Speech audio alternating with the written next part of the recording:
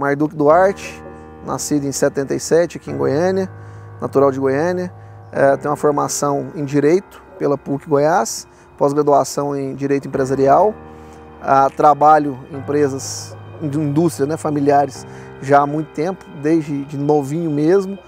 Nós temos a Ardrac Indústria e Comércio, já foi retratada no Memorial da Indústria. A gente trabalha com produtos à base de gengibre, né, balas, gomas, cristais. Então, desde novo, participei sempre de chão de indústria, né? E quando formei, exerci a advocacia por uns 2 anos, mas vi realmente que meu sonho, minha vontade estava dentro da indústria. E a gente continuei trabalhando dentro da Ardrac. A gente mexe também com agronegócio, tem uma fazenda em Cristianópolis, e a gente mexe com criação de cavalo, de manga larga marchador. E a gente começou a notar que o eucalipto aqui em Goiás era um bom negócio. Na época estava muito bem avaliado, começamos a plantar numa área específica da fazenda. E um tempo depois nós começamos a ver que a madeira para fazer piquete, fazer curral, ela vinha toda de fora do estado de Goiás. Não era manufaturada aqui, não tinha indústria aqui. Tinha uma indústria, se eu não me engano. Então nós resolvemos fazer um estudo de viabilidade e montamos a mata florestal aqui ao lado da Ardrac, aqui em Hidrolândia, nessa área aqui que a gente tem família aqui há muitos anos. Meu bisavô, eu na verdade fui criado aqui nessa região aqui. E nós começamos em 2008, né, com autoclave, aprendendo, com uma certa dificuldade em relação a entender o que era eucalipto, as qualidades, o negócio é um negócio muito, parece simples, mas é muito complexo em relação à qualidade. Então, desde a matéria-prima que você compra ali, a forma como você trata, a umidade da madeira, tudo tem que ser levado em consideração para você ter um produto final de qualidade. Então, nós começamos lá em 2008, estamos aqui até hoje, né, sobrevivendo.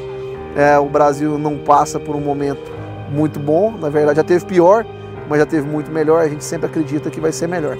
Infelizmente, a indústria ela é a primeira que sofre numa crise e a última que se recupera.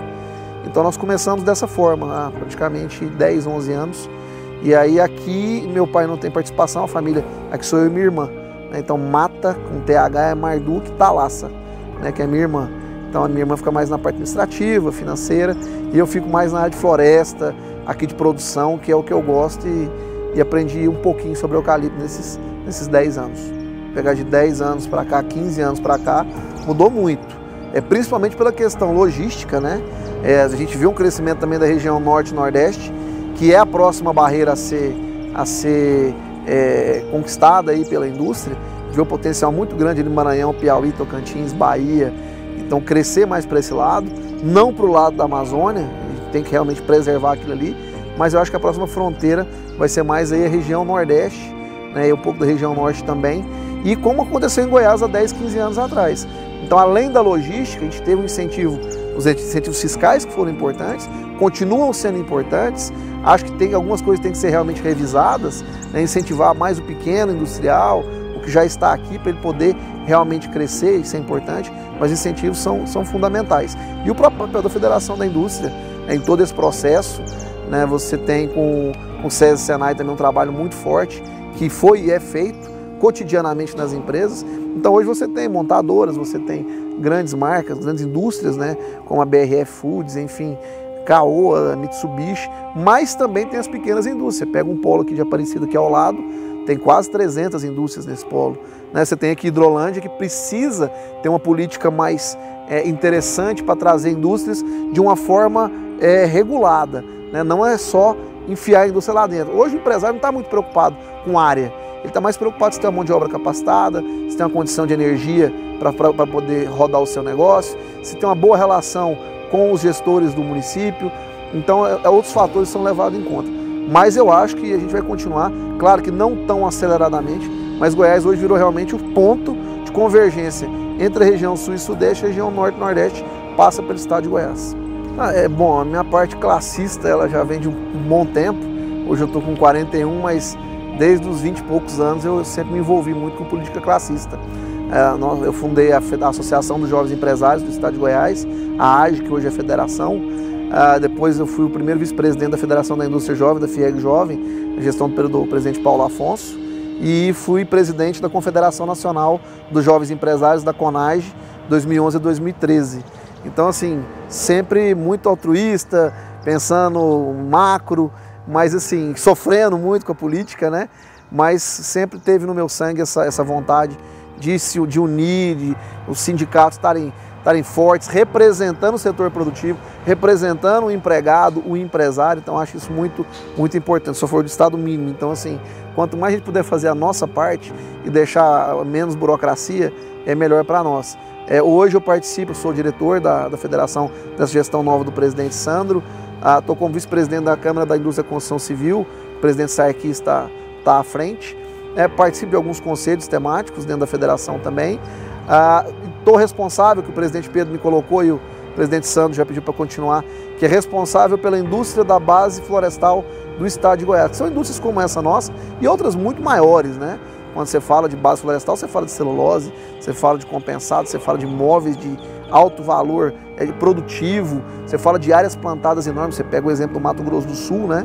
15 anos atrás a silvicultura representava 1,5% do PIB do estado, hoje representa 28%, então quer dizer, agregou-se quase 27% em 15 anos, com um projeto que nós vamos falar um pouquinho mais à frente, mas a minha ideia é transformar Goiás no estado silvícola, trazer indústria de base florestal para cá a médio e longo prazo. E no ICQ Brasil também estou como conselheiro fiscal, uma ideia também é que o ICQ possa ter um produto para avaliar essa base florestal, a madeira, a forma, junto com a Embrapa, então assim, a gente trabalhar em conjunto com a UFG, então é um grupo de pessoas, de entidades mesmo, trabalhando pela silvicultura no estado de Goiás. Em relação à minha história dentro da empresa, né, das indústrias, aqui a Mata Florestal ela me abriu um leque de visão de vida muito grande. A gente trabalha aqui com madeira tratada, com eucalipto tratado basicamente, né? Você pode tratar pino, você pode tratar teca, mas aqui nosso foco é eucalipto. É um processo por autoclavagem, autoclave que nós temos aqui, ela tem 12 metros por 1,70 de altura. O produto, matéria-prima, o eucalipto, ele é cortado, descascado nas fazendas, né, nas florestas. Trazemos para cá, que faz a seleção de qualidade, de bitola. Ele acaba de secar aqui, tem que estar na umidade correta, 30% mais ou menos. Não pode tratar madeira verde, porque ela tem água e ela não absorve o produto. Então ela estando seca, ela entra no autoclave, processo de pressão, 12,5 kg por centímetro cúbico. O produto, que é o CCA, cobre, crômio e arsênio, vai entrar na madeira, penetrar na madeira, depois ele retorna para um tanque e a madeira está imunizada, né? Ela está pronta para ser usada aí. Nós damos garantia de até 15, 20 anos, óbvio que dura muito mais que isso. Então é um processo assim, aparentemente simples, mas a qualidade ela está em cada momento. A gente tem o Senai aqui dentro, nos auxilia muito com essa questão de qualidade também. E o mercado é um mercado que às vezes me decepciona muito, porque as pessoas estão preocupadas só com o preço, não tanto com a qualidade. Mas aqui nós entregamos certificado, análise, uma série de coisas para realmente mostrar para o cliente que preço é importante, nós temos preço, mas não é tudo, você tem que agregar isso aí com qualidade. E vendo esse mercado, nós começamos a notar o seguinte, não existe madeira aqui mais em Goiás. Então as pessoas falam, não, mas eucalipto não é um bom negócio, não quero plantar mais. Ele foi já um negócio maravilhoso fora da linha, né? Bem no começo. Foi induzido inclusive a erro alguns plantadores, porque não era uma lógica que não existia. Hoje o preço do eucalipto bem plantado, bem conduzido, com espécie determinada, própria para tratamento ou própria para serrar, você tem valores maravilhosos, né? Você consegue viabilizar, é melhor que qualquer negócio no agronegócio. Só que a maioria, infelizmente, não fez o acompanhamento como deveria, não teve o agrônomo, não fez o estudo prévio para quem que venderia, não avaliou frete, e aí realmente o negócio não dá certo, infelizmente para 90% das pessoas que plantaram. Mas nós estamos desenvolvendo um plano de desenvolvimento florestal do estado de Goiás, junto com a FAEG, a FIEG, o SEBRAE, a Embrapa, o FG, enfim, estamos desenvolvendo esse projeto, que é tornar Goiás um estado silvícola, principalmente na região norte e nordeste do estado. E aí entra um pouquinho um projeto de vida que eu venho analisando há muito tempo, como que nós poderíamos desenvolver essa região norte e nordeste, que é uma região apta para a floresta.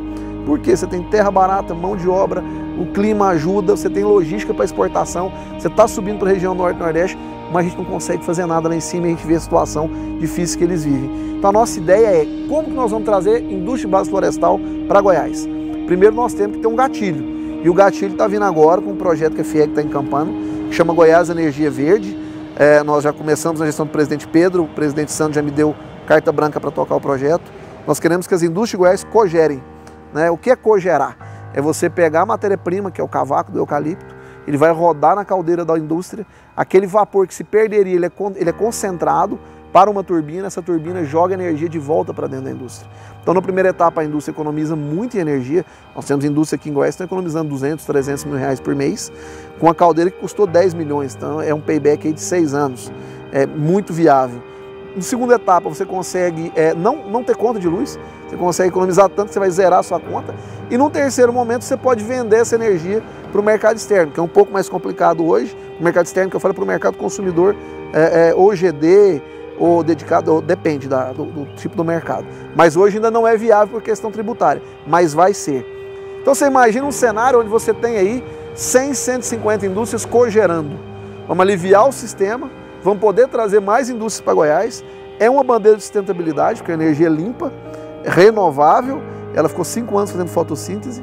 E nós temos o fornecedor, que é a indústria, e o consumidor, que é a própria indústria. Então nós vamos conseguir trazer esse problema, uma solução que vai ficar dentro do nosso sistema da indústria. Com isso, vamos incentivar o plantio. Então, o plantio em volta dessas indústrias aqui, imagina o potencial de um polo de Anápolis, de um polo de Aparecida, de cogeração. Então, você vai ter plantios e incentivar o silvicultor. E, num momento mais à frente, levar para a região norte-nordeste e usinas termoelétricas, né, térmicas, à base de cavaco. A gente não está falando de diesel, são limpas. E uma usina dessa vai me consumir 25, 30 mil hectares. Então, você cria uma logística florestal, para, num terceiro passo, trazer a indústria de base florestal. Então, nada aqui é feito a toque de caixa, isso é um pensamento de Estado, não é de governo. Então, a gente tem um problema sério quando o político acha que, não, mas 10, 15 anos é muito tempo. Ora, veja o Mato Grosso do Sul, o que virou em 10, 15 anos. Né? Plantas lá que hoje estão avaliadas em 30 bilhões, uma planta industrial. Praticamente 3, 4 vezes o preço da CELG. Eu estou falando não do negócio, o cara está vendendo a planta industrial, ele tem 3, 4 plantas. Então esse é o grande projeto que nós temos aí dentro da federação, e eu estou à frente acreditando muito nisso e contando sempre com o apoio da federação, do Sistema S como um todo, que é tão importante para nós. Minhas perspectivas em relação à indústria de Goiás são as melhores possíveis. A gente está saindo de uma crise violenta, foram 3, 4 anos de crise, mas um novo governo que assumiu parece nos colocar uma pauta econômica interessante, né, uma pauta de diminuição do tamanho do Estado, uma pauta que às vezes conflita com o que a gente pensa do Sistema S.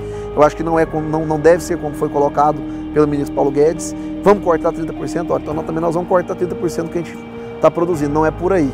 Eu acho que tem que ter um estudo, mais as outras pautas de exportação, desoneração, diminuição do tamanho do Estado, elas vão refletir aqui em Goiás. Com certeza nós vamos ter um crescimento maior. Em relação ao governo do Estado, nós temos ainda que entender a que veio, qual é a política do governador. Ele se colocou, às vezes, contra os incentivos nesse momento. Eu também acho que não é por aí, a gente tem que estar mais convergente, estar conversando mais, entender um pouco o que a indústria representa para Goiás e aí sim a gente poder ajudar o Estado de Goiás a sair dessa situação difícil que ele se encontra. Eu acho que a indústria sempre fez isso, nunca se furtou, sempre foi para o sacrifício ali, tanto que eu disse, é a primeira que sofre, é a última que recupera, mas quando ela recupera, ela gera emprego, ela gera dividendos e ela tem que ser tratada de uma forma especial, exatamente por ser esse motor acelerador do Estado. Eu não tenho dúvidas que nos próximos 2 anos vamos poder sentar novamente e falar, olha, melhorou bastante, mas tem muito ainda a melhorar. O memorial da indústria é fundamental, é uma coisa que é um respeito que se dá ao empreendedor, que lá atrás começou uma história, né? Eu estou novo aqui, mas como eu falei, tem anos já que a gente está na indústria, né? Meu pai é industrial, então a gente tem várias pessoas aí, são expoentes, que não podem ser esquecidas, e não só por serem pessoas especiais ou tiverem grandes indústrias, pelo que elas representam, pelo que elas nos ensinam. Então é o tal do benchmark, né? Você tem que ouvir a pessoa, tanto onde ela falhou, quando ela acertou, e para você não repetir os erros e valorizar os acertos. Então, o Brasil é um país sem memória, é um país que não valoriza muito a história, e a gente vê Goiânia é cidade nova, mas tem uma história às vezes que vai sendo esquecida, e a gente não gostaria que isso acontecesse com a nossa indústria. Então eu acho fundamental, é um respeito que eu tenho também, um carinho muito grande, e uma honra de poder participar novo assim desse Memorial da Indústria. Espero várias vezes poder participar do Memorial da Indústria, até meus 110, 120 anos. Eu acho que a gente tem que valorizar, como eu disse, né, o trabalho que é feito na federação, o trabalho dos empresários da indústria, o Sistema S como um todo, a capacitação que a gente gera para os empregados, para a sociedade como um todo. Você, quem frequenta tanto o SESI Senai, quando o SESC Senac, quando o Senar, essas entidades, o Sebrae, o tanto de valor que agrega nos nossos negócios. Então, esse discurso de que é um sistema caro, Ora, tem que se conhecer, né? Primeiro, de onde que vem esse dinheiro? Nós que estamos aportando, é o empregado que aporta, é o empresário que aporta para a nossa capacitação. Então, acho que tem que se valorizar, se respeitar mais, conhecer mais o Sistema S, e a gente sempre tem orgulho disso, porque a gente sabe as dificuldades que a gente passa para poder sobreviver todos os dias no Brasil, né? Eu sempre digo que bom seria eu chegar aqui um dia e as coisas acontecessem como deveriam acontecer. Só que, infelizmente, esse dia nunca chegou, porque sempre tem um problema. Acaba a energia, o frete deu problema, é um problema com a máquina, mas enfim, é normal. Quem empreende no Brasil, empreende em qualquer lugar do mundo. Então acho que o recado é esse, nunca esmoreça, sempre um sorriso no rosto e que o dia amanhã vai ser melhor.